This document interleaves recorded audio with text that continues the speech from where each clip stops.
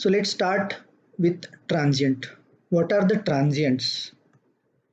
So transient is an event that is undesirable and momentary in nature. So these 2 points are important. The most important point is a momentary, and that's why it is called as a transient. Transient means something which is very for short duration. And of course it is undesirable because our power system is designed for pure sinusoidal wave with a 50 hertz frequency. But anything different than that is we are calling it as a power quality problem. So transient is one of the power quality problem. Now many people think that transient means damped oscillatory transient, which are due to RLC network. In network analysis we have learned this RLC network, and this is what the most engineers thinks. Part of it is true, but let's see more on it. So by IEEE definition, a transient is defined as a sub-cycle disturbance in an AC waveform. So it is a disturbance and it is sub-cycle. Sub-cycles means within one cycle, the transient is going to come and go. So maybe in the first half cycle, second half cycle, or if it is oscillatory, it may span for a half an cycle.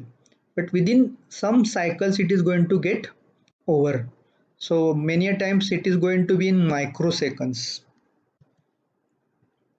Broadly, transients can be classified into two categories.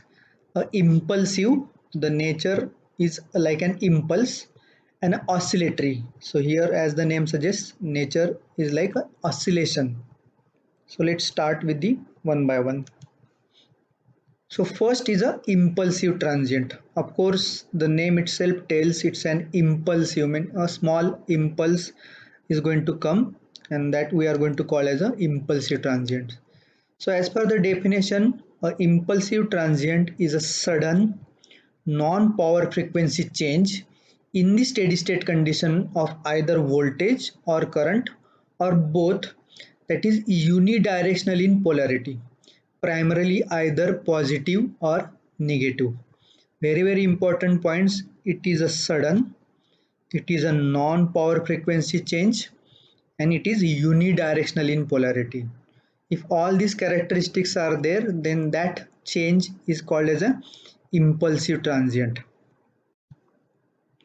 Now impulsive transients are normally characterized by their rise and decay time, because transient means it in a sudden moment it goes to a very high value and it comes back. So that's why the rise and decay time are important, and many times it is shown like 1.2 into 50 microsecond. That means rise time is 1.2 microsecond and the decay time is 50 microsecond. So this picture shows a transient, a impulsive transient. So you can see this is a pure sinusoidal wave, and suddenly in a very short duration, very high voltage, if it is a voltage, very high voltage is gone, and that's why it is called as a impulsive transient. And if you see its nature, it can be shown like this, just like I was telling, characterized by rise and decay time. So rise time is very small, 1.2 microsecond. Within 1.2 microsecond from 0 to peak value it is going. So that is 1.2 microsecond is the rise time, and the decay time is from the time from which it comes from the top to the 50% value. So that is almost 50 microsecond. The main cause of the impulsive transient is a lightning surge. Of course, there are other causes also, but we'll be saying that the most important or the main cause of the transient is lightning. So we'll see this impulsive transient in more detail, the waveform, rise time and decay time. So on x-axis it is time, it is in a microsecond. On y-axis we are seeing the magnitude of the voltage. So per unit here it is 100% or 1 pu, here it is 0, and this is a typical 1.2 by 50 microsecond lightning impulse wave. So here you can see it starts from 0 and it goes to its peak value, and the time which takes to go from the lowest or the 0th value to the peak value or the 90% value of almost is called as a rise time, and it is 1.2 microsecond. So it is, you can see it's very fast, 1.2 microsecond. For a 50 hertz sinusoidal waveform, the total time duration is 20 millisecond. So half of the cycle is 10 millisecond, and out of that half is 5 milliseconds. So 0 to peak value goes in 5 millisecond in a normal 50 hertz wave, but here it goes in 1.2 microsecond. And then from its peak value to 50% of its value which it has reached during its peak, that time is called as a decay time, and that is a 50 microseconds. So this is a typical lightning impulse wave.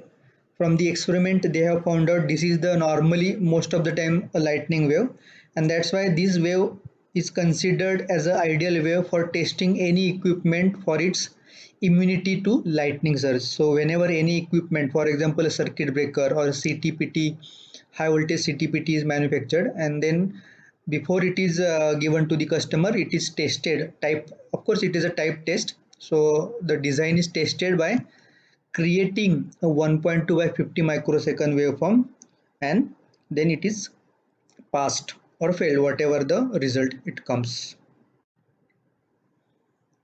One more image you can see, impulsive transient. So you can see from here it has gone, and as I was saying, it is sudden, it is non-power frequency, and it is in the only one cycle, or rather half cycle, only positive polarity or negative polarity. So here in this particular it is positive polarity, and here the example is US one. So one cycle is at 60 hertz gives 16.6 millisecond.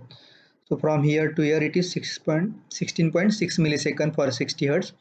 For 50 hertz it is 20 millisecond, while the transient event, that is between the red lines, it was approximately for 500 microseconds.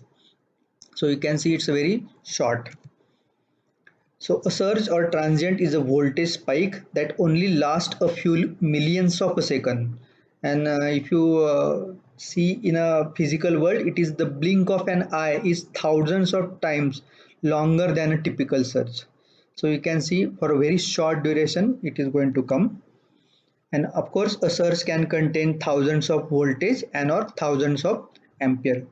So most of the time the transient is for the voltage, but it is not common that ampere, in case of current also transients are present.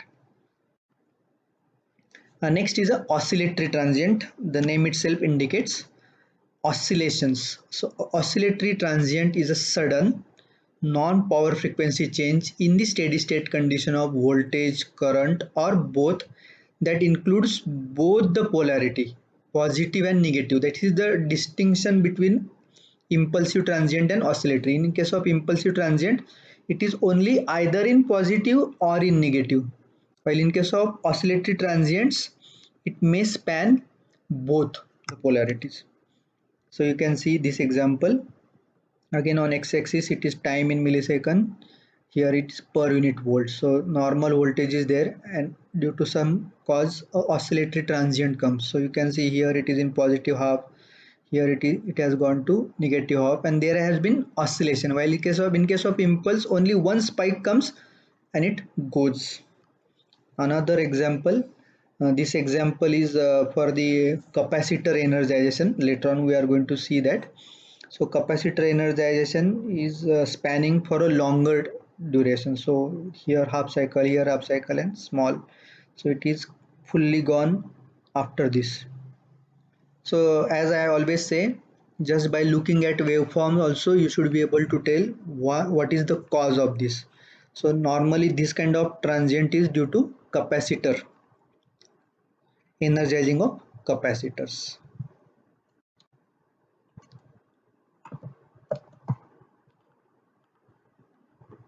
The oscillatory transient is subdivided into three classes. In case of impulsive, there is no subdivision because it's just one pulse and it goes. But in case of oscillatory transient, there are some classifications. So first, low frequency oscillatory transients. It is observed on sub-transmission or distribution system. This particular kind of transient is observed here in this area, sub-transmission and distribution system 415 volt, sub-transmission 11 kV and 22 kV. And it is found that primarily it is due to capacitor bank energization and due to transformer energization as well as ferroresonance. We will be seeing these things later on in detail.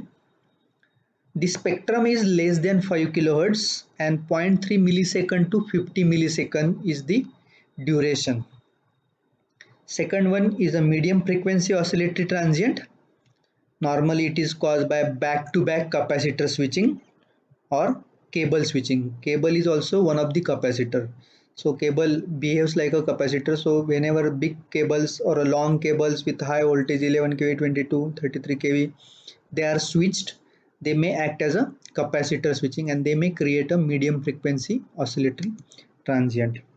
The spectrum for medium frequency is from 5 to 500 kilohertz and duration is measured in tens of microseconds. And the last one is high frequency oscillatory transients. Normally this kind of high frequency oscillatory transients is observed due to power electronics and the switching event, that is line or cable energization. So depending upon the frequency, you can be sure that there can be a low frequency, there can be a medium frequency and there can be high frequency. High frequency is greater than 500 kilohertz and typical duration is in microsecond. So let's see some of the transients, real life transients which I have captured by our Fluke 4352 PQ analyzer. So see here one of the transient, pure sinusoidal wave is there and suddenly a spike. So as you can guess, it's a impulsive transient and Vmax has reached 571 volts, almost 76% extra voltage has come, and this may cause many equipments to fail, especially the sensitive electronic equipments. They will fail. The PLC may hang. The second typical example, either it can go in a top of a peak volt or it can come in between also. Both are dangerous, both are going to cause problem, but this is going to cause a failure kind of problem, while this may not cause direct failure. But here you can see, here it is coming one zero crossing, second zero crossing, third, so multiple zero crossing are happening and that's what causes false zero crossing. And in whichever electronic equipment or microprocessor and microcontroller equipment or in digital system, signals are monitored by zero crossing. So in case of normal wave there is only one zero crossing, but in case of this kind of impulse coming here, there are multiple zero crossing and many PLCs will get hang or many microcontroller systems will get wrong signals, either they will stop or they will give a wrong output. So that way this transient is dangerous to facility as well as this transient also. Only the effect is here, it is more cause of failure.